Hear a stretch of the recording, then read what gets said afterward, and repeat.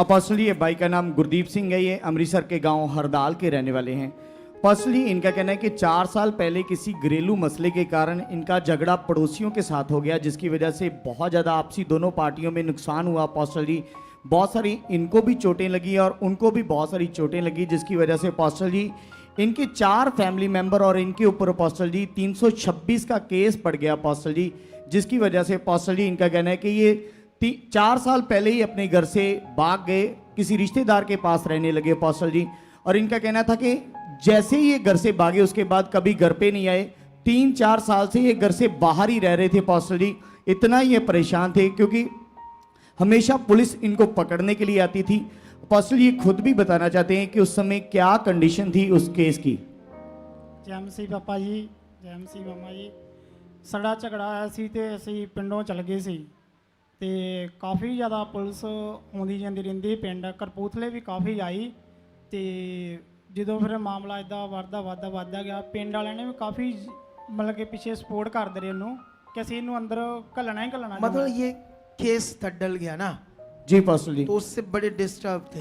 Personally main बंदे ये थे उस केस में, मेन मतलब इनके ऊपर केस डला था वो। क्रिमिनल ये गिने गए में, जी पर्सनली मतलब मेन क्रिमिनल ये घोषित हो गए। जी पर्सनली। अच्छा फिर क्या हुआ? फिर पर्सनली जब ये रिश्तेदारों के पास रहते थे तो इनका कहना है कि कोई होटर भी बजता था तो तब भी ये डर जाते थे, कोई पुलिस भी पास से निकलती थी तब भी ये डर जाते थे। इनको लगता था कि शायद मुझे ना पकड़ लें, ऐसे करके पर्सनली हर समय इनके अंदर एक डर बना हुआ था पर्सनली।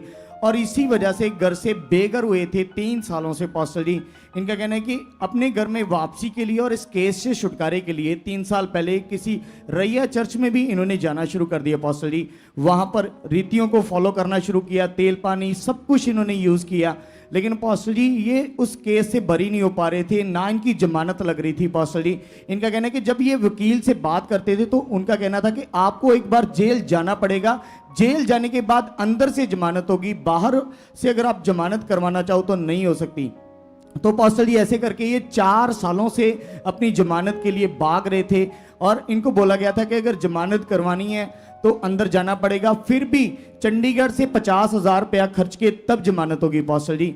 इसी वजह से ये बहुत परेशान थे। फिर पर्सनली इनका कहना है कि पहली बार ये 6 अप्रैल 2025 को हमारे चर्च सुपारानाम मिनिस्ट्री में आए और पर्सनली तब इन्होंने अपने लिए लेहन प्रार्थना कराई इस केस के लिए स्पिरिचुअल मदर से। उस समय का लेहन सीन है पर्सनली।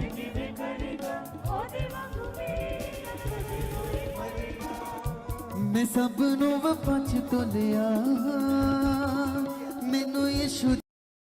और पर्सनली इनका कहना है कि जैसे स्पिरिचुअल मदर से इन्होंने प्रार्थना करवाई, घर पर जाते ही पहले तो इनको पैसों का इंतजाम हुआ और जो पहले 50,000 रुपए की जमानत बोलते थे, मात्र 10,000 रुपए लगे, इन्होंने जमानत के लिए अप्लाई कर दिया।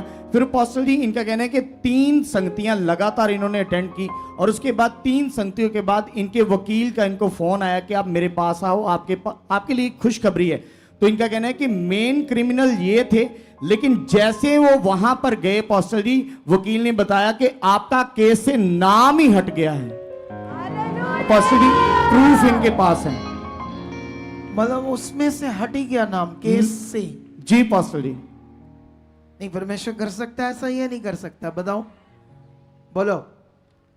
अगला 4 साल दौड़ता रहा पुलिस के आगे आगे आगे, 4 साल तक दौड़ता रहा और वो बोल रहे अंदर जाना पड़ेगा। वो देखो रो रहा है बेचारा। 4 साल की वो तकलीफ सोचो और खुदा की दया और पावर को देखो कि वो केस से नाम ही निकाल देता है।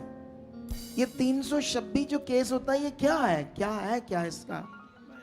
इसकी सजा ਜ਼ਿਆਦਾ ਨਹੀਂ ਪਾਪਾ ਜੀ, ਜਿੱਦਾਂ ਪਿਸਟਲ ਵਗੈਰਾ ਹੁੰਦਾ ਹੈ, ਦਾਤਰ ਹੁੰਦੇ ਆ। मतलब इरादा कत्ल, ਹਾਂਜੀ जैसे मारने आए थे ये हाँ लोग, जी, हाँ ऐसा जी। कुछ था। ਹਾਂਜੀ खतरनाक धारा थी वो, ਹਾਂਜੀ ਖਤਰਨਾਕ ਵੀ ਇੱਕ ਵਾਰ ਅੰਦਰ ਜਾਣਾ ਹੀ ਪੈਣਾ।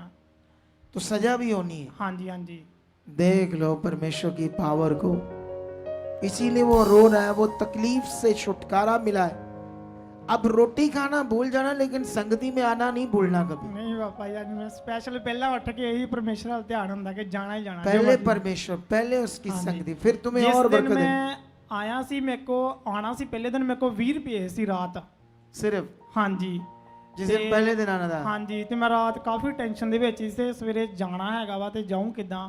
ਫਿਰ ਰਾਤ ਮੇਰੀ ਮੰਮਾ ਜੀ ਉਹਨਾਂ जब के तू पास चर्च गया। जाता था कहीं भी ਹਾਂਜੀ तू तेल चीजें वगैरह लगाता था, कुछ हाँ। समझ आती थी कैसे भला होगा? ਹਾਂਜੀ नहीं जी कुछ पता अब आ नहीं रही समझ सारी?